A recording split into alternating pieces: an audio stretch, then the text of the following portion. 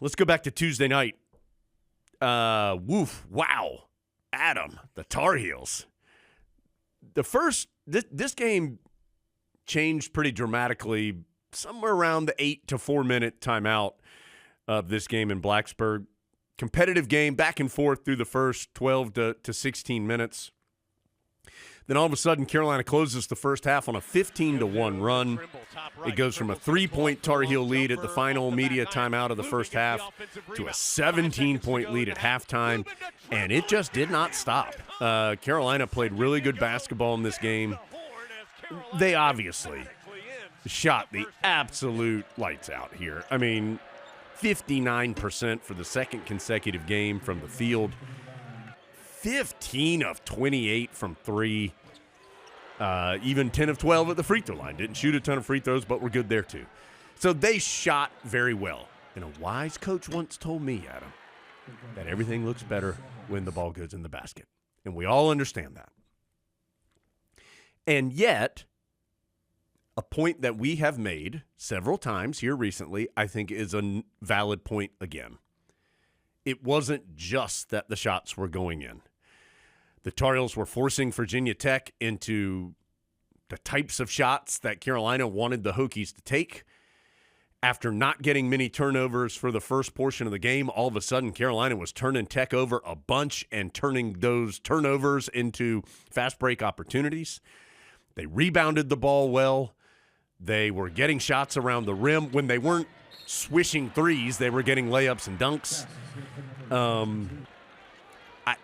I just thought this was a really impressive performance. And look, yet again, I will say, we all understand Virginia Tech is not one of the best teams in the country. And yet, if we all agree with that, I think you also have to agree that if this game was played on January 10th, the Tar Heels maybe, if they win, they probably win by 2, because that's where they were at that time. So multiple things, as we say all the time, can be true. I do think it's true that Carolina has not played, these 6 games have not been against elite competition. 100%. But if you can't also say that Carolina has gotten better, that the Tar Heels are playing at a higher level, then you are being willingly obtuse, in my opinion, Adam. This is a team that is playing better basketball. Is it in time for them to be able to do what they want to do in the coming weeks?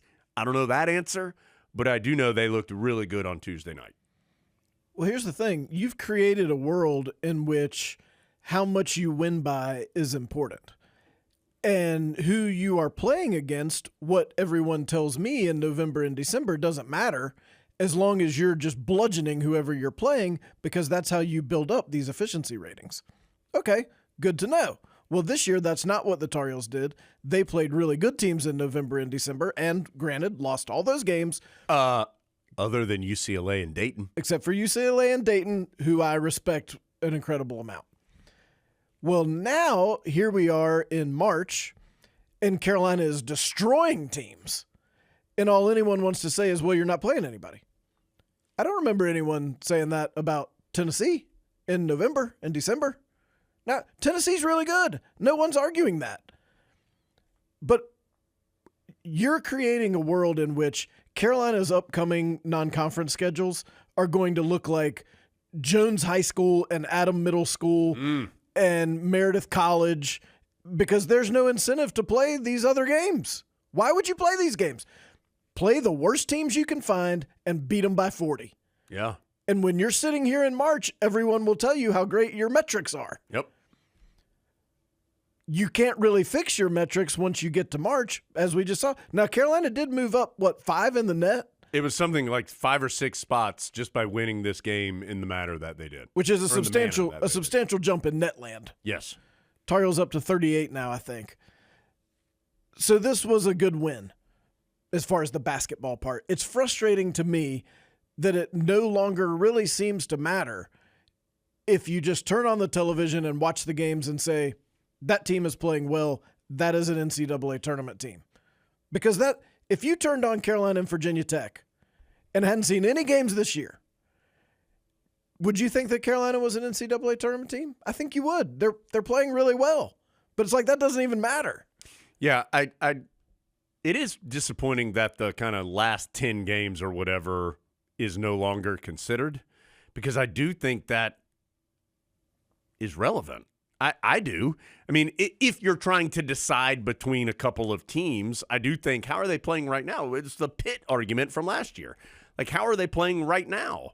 Could they compete in the event right now? I think that's relevant. It can't be the only thing because you can't discount what happened in November, but it's kind of like college athletics in total. They tried to, a couple years ago with the introduction of the net and all this stuff, they tried to say, well, we really want to value the whole thing, not just what you do in February or whatever. But in doing that, it's like they've swung the pendulum too far. And so, yes, I do think that is frustrating. It is odd to see, like, when Carolina's put up against some of these other teams that are in the same area that the Tar Heels are in, like, if their non-conference strength of schedule does not matter, then what Adam just said is going to happen. Because that's one of the strong – you look at these non-conference strengths of schedule between, like, Carolina and, like, Xavier. Are you kidding me? Like, Carolina's 5th and Xavier's, like, 200th. That has to matter at some point, one would think. And if it doesn't matter – then what Adam just said is going to happen. There is no reason to play Kentucky. There's no reason to play, and I know Carolina didn't play Kentucky this year, but you understand my point. There's no reason to play those games anymore because they don't help you in metric land, which has somehow become much more important than what's happening on the floor land. And so we understand Carolina didn't win as much as it wanted to in November and December and early January, but it is a different world now, so we'll see. If I'm Kansas, I'm calling up Carolina this summer and going, we'll give you $1 million or whatever to not have to come play the back end of this home and home. We're going to play Lipscomb on that same night at Allen Fieldhouse, and we'll make more money than what we're paying you. There's no incentive to play this game. We might lose. And then come March, everyone would say, look, you lost this game. In like the second game of the year, clearly when your team was at its fullest form. Well, and that's the other thing. Isn't part of coaching and part of a team that you show some sort of progress over the course of the year?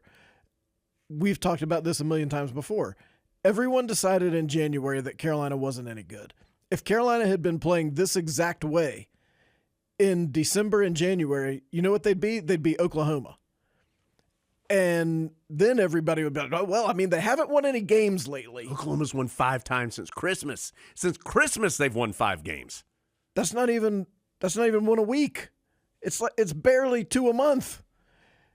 But it's like that doesn't matter because it's already been decided Carolina's not good this year. Did they just beat a Virginia Tech team that has played pretty well lately by 32 points on their home court? Well, yes, but let me tell you about November, what they didn't do. And, of course, we are biased towards Carolina, so we see it in terms most favorable towards Carolina. But I really do think we said the same thing last year about Pitt when there was this Pitt-Virginia discussion going on, and we said, turn on the television and watch Virginia, and then turn on the television and watch Pitt. Pitt, NCAA tournament team, Virginia, no. They put in Virginia, who promptly was terrible. Yeah. As we all knew they would be. Anyone who actually watched them. Now, if all you ever saw of them were their numbers, you might have been surprised. If you put Carolina in and they obliterate someone in the first 4, there's going to be people who are like, well, that's surprising given their metrics. Not if you actually watch them play basketball and put down your slide rules and watch the actual game in which the people are running and jumping and shooting. Then I think you would see something different. Adam, for this game itself, we've talked a lot about Jalen Withers, and deservedly so. He's played great. He didn't have a terrific game in this particular game. Man, Drake Powell and Vin Allen Lubin, I feel like those two guys are just – they, as much as Withers, have been a part of Carolina playing better as of late. And, Powell had 13 points, which one of 5 guys in double figures. But it wasn't the points. It was the amount of balls that he knocked out of the hands of a Hokie. Or, do you remember that? What you and I kind of looked at each other. There was this rebound that was going to very clearly go to Ben Burnham of Virginia Tech. He was there. And then all of a sudden, Drake Powell just jumped over him and snatched it out of the air and started a fast break the other way. And you're like, whoa. He is doing things that are just helping Carolina win. And it doesn't, not necessarily, and in this game, he also hit 3 3-pointers in 4 attempts.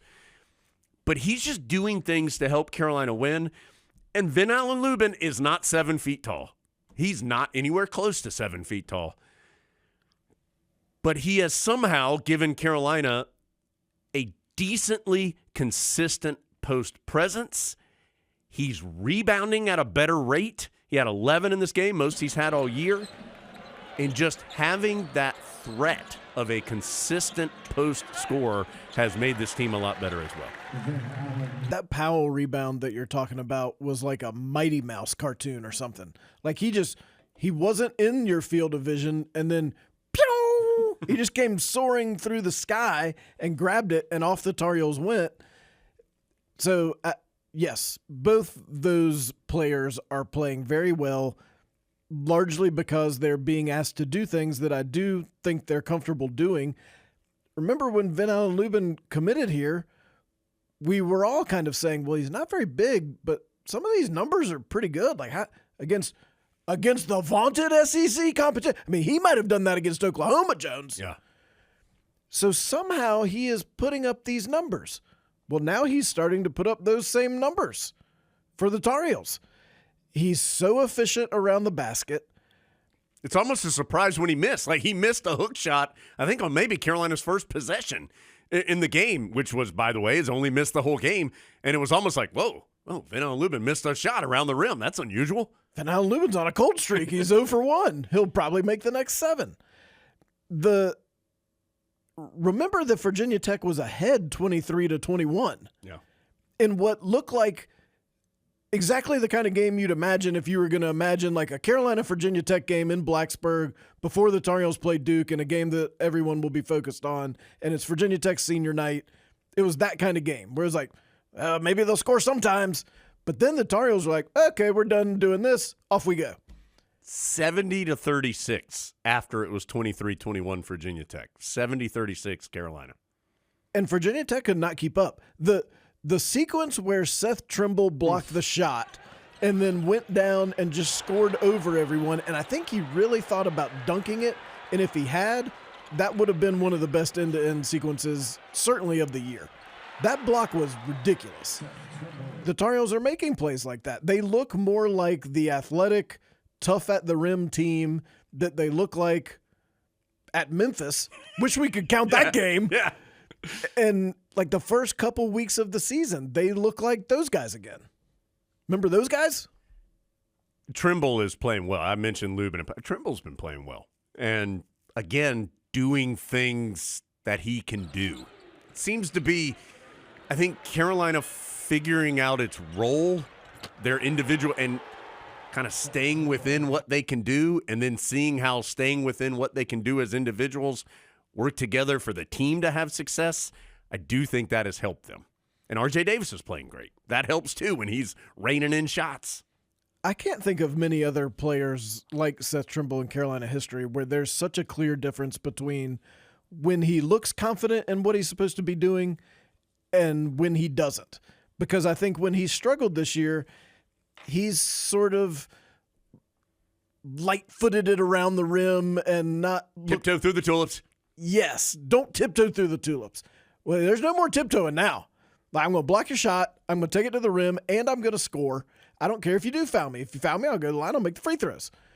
That is not what he was doing a couple months ago, and that just makes every single part of his game look so much better. So, Tar Heels win it. They're now 20-11. And it's their 6th consecutive win.